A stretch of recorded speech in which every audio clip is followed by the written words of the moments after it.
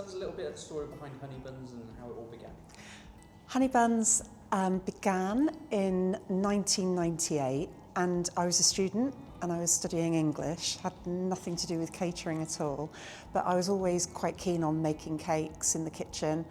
And I, after my studies, needed to earn money quite quickly, had absolutely not a bean to my name. And I'd been working as an undergraduate, I'd been working in various cafes and delis and what have you, earning money.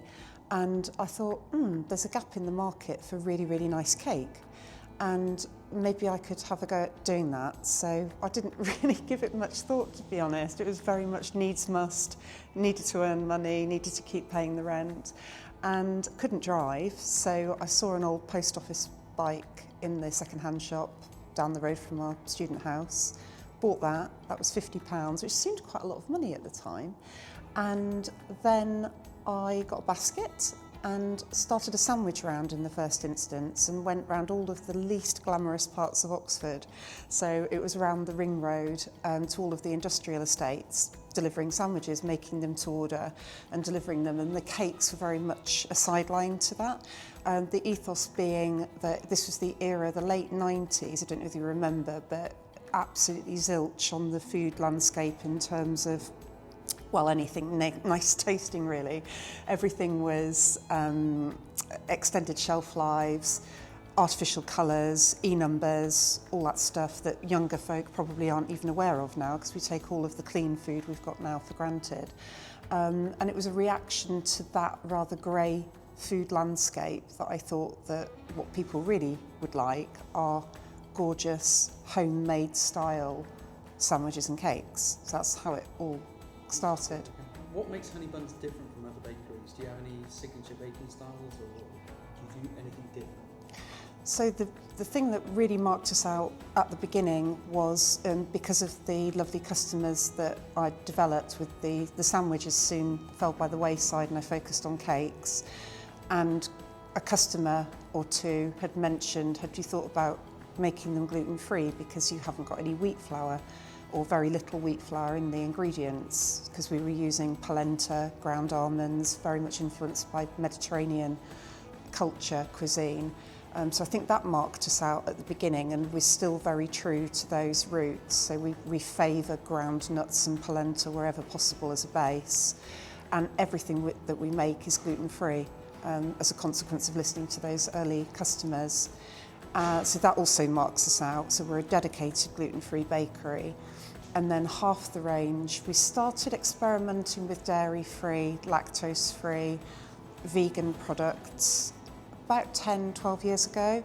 And I think that we were too early to the market then. But latterly that obviously has developed. And I think that again, that's another USP. We've got all sorts of tricks of the trade and things that we think set us apart. Probably apart from the gluten-free and the vegan cakes, I think it's the fact that we source beautiful ingredients and won't compromise on those.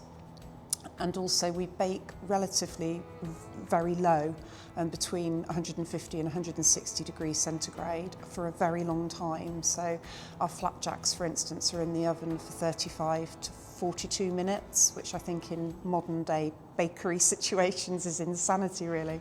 But it really shows in the product. Excellent. And you've just touched on some of the ingredients. So where do you source your ingredients from, and how important is sustainability? Sustainability is important. There are lots of moving parts to it, I think, in terms of the sourcing conundrum.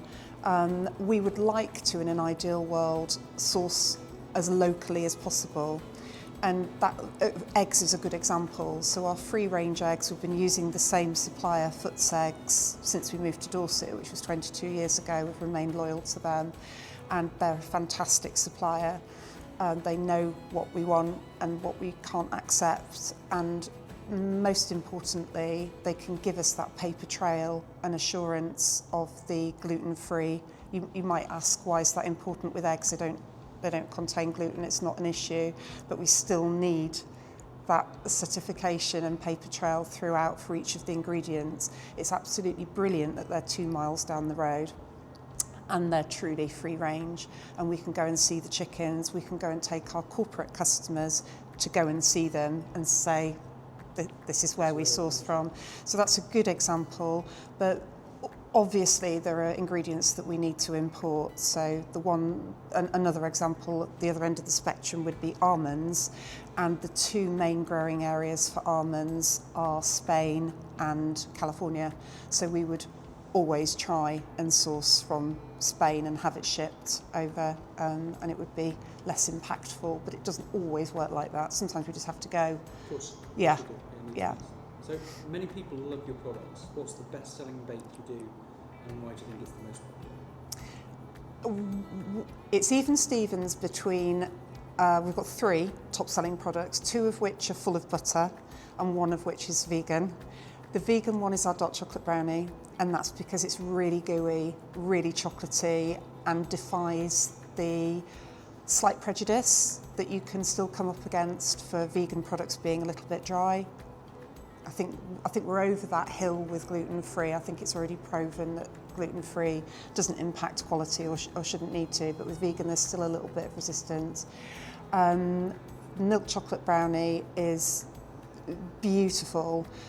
It's a blend of darker chocolate, 52% cocoa, with milk chocolate, and both from Barry Callebaut.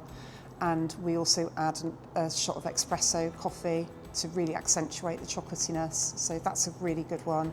And the third one always makes me smile because it's the plain flapjack, which sounds dull as ditch water, but it's absolutely gorgeous. So the amount of people who come up and say, I wasn't expecting it to be anything, you know, the name's pretty boring, but harking back to that slow, low baking, that's a really good example of how the flavours are really allowed to merge and develop over time.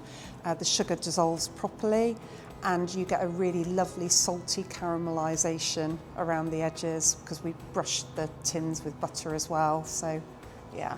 What challenges have you faced as a bakery, and how have you overcome them? Oh gosh, so many. I'd say because we've been running the business for 27 years, so yeah, far too long in a way. Gosh, I think,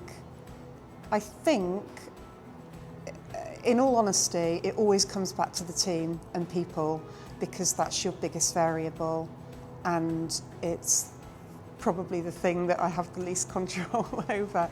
And when it's going, I like the analogy of a rowing boat, with a team in a rowing boat, and when the team is good and balanced, and it's only a reflection of how well myself and the team, but primarily myself, have managed things. It's on me if it's not going well, but it's awful. It just feels really jarring. And when it's going beautifully, the opposite is true. It's the best feeling ever. Everything just flows along. So I think, I think overcoming challenges within the team and finding the right fit for the right person, the right role for the right person. We put an awful lot of consideration into that, as I'm sure most businesses do, but that's, yeah. Nice to hear. How do you come up with new recipes? Now it's a lot easier because we've got groups of recipes. Back in the day, it was just mayhem. It was just chaos and trying everything. And I love messing about with ingredients. I think that's the thing I really, really enjoy. Not so great at making things look pretty. That's the team's job. They have much more finesse. But I really, really enjoy the experimentation with different gluten-free flours and blending those and layering flavour and texture. We would have a go at anything back in the day, but now it's much more, does it fit the flapjack grouping? Does it fit the shortbread layered slice that we do, etc. So we've got kind of families of product that we know the base ingredients, and then we can tinker around the edges with flavour. What's next for Honeybuns? Do you have any exciting plans for the future? Well, we're doing quite a few at the moment, which is really good. So on one of our, going back to what makes us special, we've always had a massively active interest and passion for everything to do with the environment. And we're really lucky to be based, and we live also on an old dairy farm, which is where Honeybuns is situated. And we've put an awful lot of time and energy into the landscape around us for all of our benefits. And we've got an on-site nature reserve which serves as the green lungs to the bakery.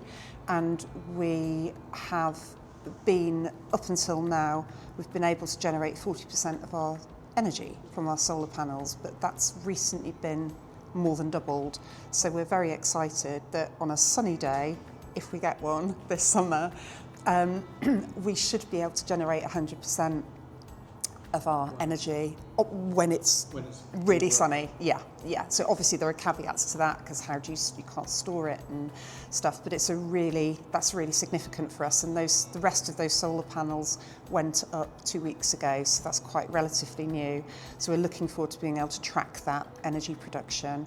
And we've got some new products in the pipeline as well. So we've got a caramel blondie, and we've got a salted maple pecan, polenta and almond tray bake, amongst other goodies that we'll be looking to launch in the autumn 25.